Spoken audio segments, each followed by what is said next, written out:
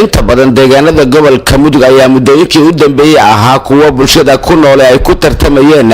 qorshayaal isku tashi ah oo ay ku dardargelinayaan dhamaystirka mashaariic horumarineed ee adeegyada bulshada sida dhismaha xarumo caafimaad, kuwa waxbarasho iyo qurxinta bilicda deegaanka, taasoo soo yareynaysa ku tiirsanaanta gacmo shisheeye. deegaanka Elguula qiyaas ahaan 100 kiiloomitir dhanka bari ka xiga magaalada Gaalkacyo waxa uu ka mid yahay deegaanada ay xilligani ka socdaan mashaariicda dhismaha xarumaha adeega bulshada. gudoomiyaha deegaanka Elguula Cali Baasha Aadan Macalin ayaana warbaahinta qaranka uga waramay dhismaha xarumaha adeegyada bulshada ay wadaan iyo baahida keentay. ka muuqdaan taaganahay waa isbitaalka Elguula oo dhismihiisu markay 2 mitir aynan intaa wadeen dadka deegaankan Elguula u dhashay. aan rabno insha Allah taala inaan u dirno dowlad goboleedka Galmudug, ganacsatada reer Galmudug, madaxda reer Galmudug oo sharafta leh, madaxweynaha iyo madaxda xukuumadda iyo baarlamaanka sharafta leh inaan cod soo jeedino aan raacno waxaan rabnaa nagala qayb qaataan dhismaha isbitaalkaas deegaankan oo dhibaato badan oo caafimaad ka jirto. aan rabno inaan ilaa inta tabarta tahay aan wadno dowladda iyo ganacsatada reer Galmudugna codsanayna inay gacan nagala geystaan insha Allah taala. qaar ka mid ah waxgaradka deegaanka Elguula ayaa sidoo kale sheegay in baahiyo dhanka caafimaadka ay ka jiraan deegaankaasi iyo deegaanada ku dhow taas oo sababtay inay u istaagaan dhismaha isbitaalka iyadoo aysan jirin dhaqaale cid kale ay isku haleynayaan. isbitaalkan oo cos u jeedinayna dowladda Galmudug iyo ganacsatada haddii alla ku roon yahay Galmudug iyo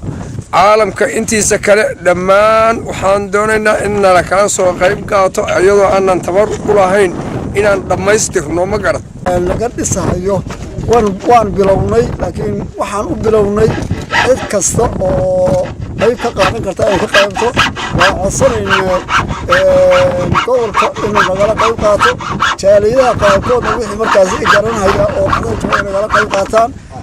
dowladda Galmudug sidoo kale waa u baahanay markaas waxaan anagu taxti xukuumadda dowladda hoos joognaa waxaan rabnaa in si qaato asmaahiyo kama hadlay wax kale laakiin waxaan ka hadlayaa waxaan arkay jaaliyad dibadda aan ka mid ahay reer Elguula waxaan ku arkay qofku waxa la yiri markuu ceel ku dhaco caawinaad u baahan yahay inuu gacanta soo taagto. waxaan ku arkay reer Elguula oo aan been ahayn oo markaati uga ahay inay يعني حول في عنوان أو نفتودا شيب كودا كبحشين هوشاس دبقاس هذا وحو مريا هالك هذا وجدان وانا ويران ما يقام متر انتاس بقول كونتر متر شقدا هي قبتين waxaan leeyahay marka koobaad maamulkooda iyo gudoomiyahooda oo aad u dadaalay khayr Allah siiyo ajar Allah ka siiyo iyo ximnaha jaaliyada oo aad u firfircoon dadka degan baan ka hadlaya anaga ka jaaliyad ahaan way noo jirtay waa isaguna ragga fiirsan doona muuqaalkan wuu jira go'aan wuu jiray qorshayaal aan ka leenahay waxaan maleynayaa inuu sidii uu ragga hadda markay arkaan yani meesha hawshan marayso inay niyad fiican iyo lixaad samayn doonaan barajeynaya tiimka aniga aan ka imid oo Sweden rag fiican baa jooga khayr Allah siiyo aad u qiimo badan. agaasimaha waaxda xiriirka gobolada iyo degmooyinka wasaaradda arrimaha gudaha Galmudug Axmed Madar Cawaale oo howlo kormeer ku mariyay muddooyinkii u dambeeyay deegaanada gobolka Mudug ayaa uga mahad celiyay bulshada reer Elguula isku tashigooda. halkan waxaan rabnaa inaan uga hambalyeeyno reer Elguula degmada Elguula isbitaalkan oo la dhagax dhigay ilaahay maad iskale horana reer Elguula waxa lagu yaqaanay inay iska qabsadaan sida iskuulkii iyo isbitaalkii hadda ka horeeyay oo kale ay bilaabeen saldhigga booliiska sidoo kale ay bilaabeen oo la dhameystiray waxaan leenahay ilaahay ma idinka gaarto